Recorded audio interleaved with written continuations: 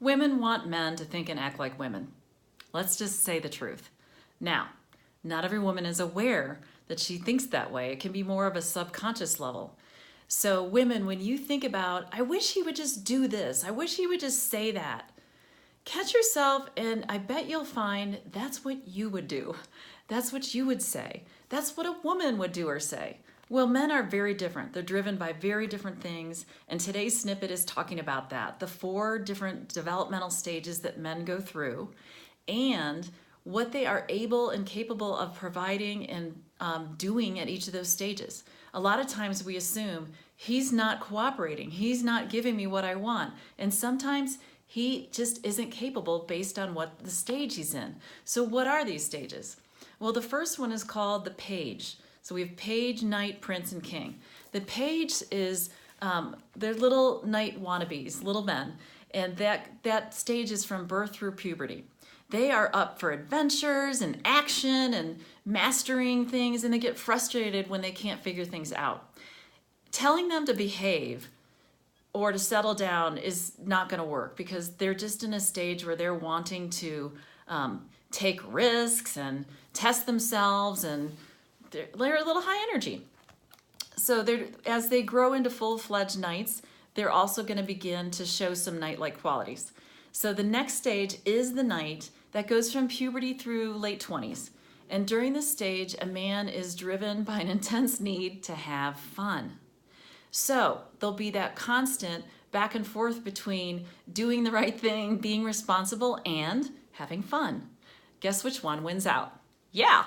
So knights are not really preparing for the future. They're very focused on the present and having a good time, and they do tend to choose fun over doing the right thing. So that's where they are. And then the next one, the prince stage, actually is the next stage, but there are 3 phases of it: early, middle, and late. The prince stage is about establishing themselves in the world, what they are contributing to the world, who they are, what they stand for. And the early, middle, and late vary in that, to each to a degree. So as princes, men are focused on building, establishing, creating in the world, and that early prince is going to be typically late 20s, early 30s, and he's going to be determining what he's going to do and how and where he's going to be able to make a contribution to the world. And so he is trying to figure out what he's going to own and stand for and be. And once he decides what he's going to do or try, he moves into middle stage. So the middle prince stage, he's decided what he wants to apply himself in and invest. So you're not going to see a lot of him. He's going to be head down, working on what is he going to offer, what's he going to create, what is he going to provide. And so this is a stage where women can get really frustrated that he's not available, he's not there. And it's not that he's trying to be difficult.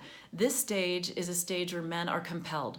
They are compelled to create and provide. And what they're doing is they're compelled and driven because they want to be able to provide for their partner eventually. That's the good news. The bad news is you may not see a lot of them, and you just might have to be patient. Now, at some point, the middle prince kind of pulls up his head, looks around, and moves into late prince stage, where he's going to feel 6 months to maybe a year of confidence and peace and grace. Unfortunately, it doesn't last long. And what happens is they can wake up one day with all of these questions. Who am I? Why am I here? What am I doing? How did I end up here? It's awful. It's a point of real crisis for men. And unfortunately, in our society, we make fun of it. We call it the midlife crisis. We tease. It's like the worst possible thing that can happen for them. What they need instead is understanding. So Allison calls it going into the tunnel. So it takes courage to go into the tunnel. A lot of them feel like they're going crazy. They're trying to figure things out. And so the best thing we can do is not panic, not make fun of them, and just try to get calm and realize he's going to come out the other side. And this isn't all about the impact on me. It's going to be he's in this time of figuring out himself. And when the late prince comes out and he knows who he is, what he stands for, what he's willing to provide, and what he isn't, that is the king stage. And so the king stage is refreshing because a man's really clear. But here's something to know. Once he's decided who he is, what he's willing to do, be, give, if something that you are looking for, asking for, does not align with what he's decided believes in, can't give it. It's not that he won't, he can't. He has decided, this is who I am. This is what I stand for. This is what I'm willing to do. So thinking that you're going to change a king, forget about it. Love him or leave him. And basically, I would kind of say that about men in general. Don't think you're going to change them. Love them. With the king stage, love them or leave them, because they're settled. They're decided.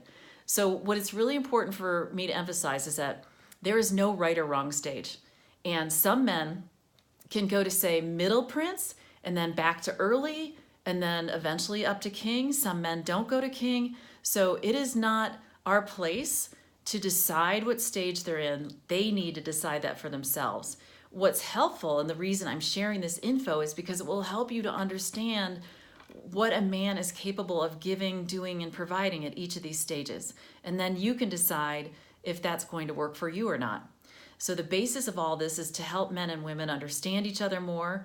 For the women watching this, I'd say share the information with your husband, partner, son. See what they think. This is based on research that Allison did that is really strong. So next week, if you want to see more about this topic of today, the 4 stages, go to my website and you will see a blog where I go into more detail about each of these. I give some more links of information.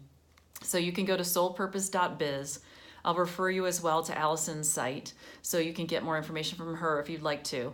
But for those of you that are wondering, who is this woman and what does she do? My name is Kate Haggerty and I'm a life purpose guide.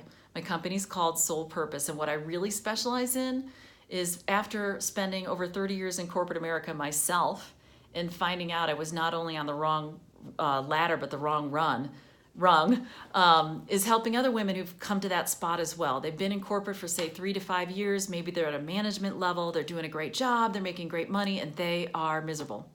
They live for Friday. They're looking at the ceiling most days going, seriously, is this it?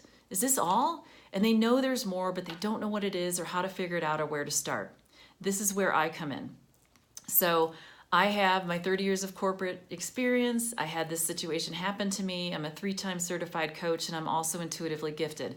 And I combine all these things in my work with others. So if you feel like I could be describing you, I invite you to go to my website, soulpurpose.biz, B-I-Z, and you will see the opportunity at the top to sign up for what's called an Unleash Your Yes session. This session is 45 minutes over the phone. It's recorded, so you'll be able to listen to it again. And we're going to talk about where you feel the most stuck, the most discomfort, anxiety, depression, all of the above. We're also going to talk about your unique gifts and talents that you were born with, and this will be based on your birth date.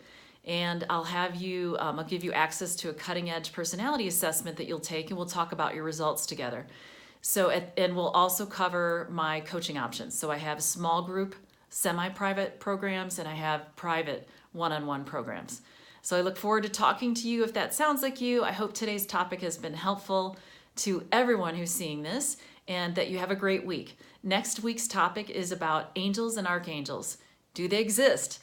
Are there archangels? Do they have specialties? Yes. How do you start to connect and call in your own?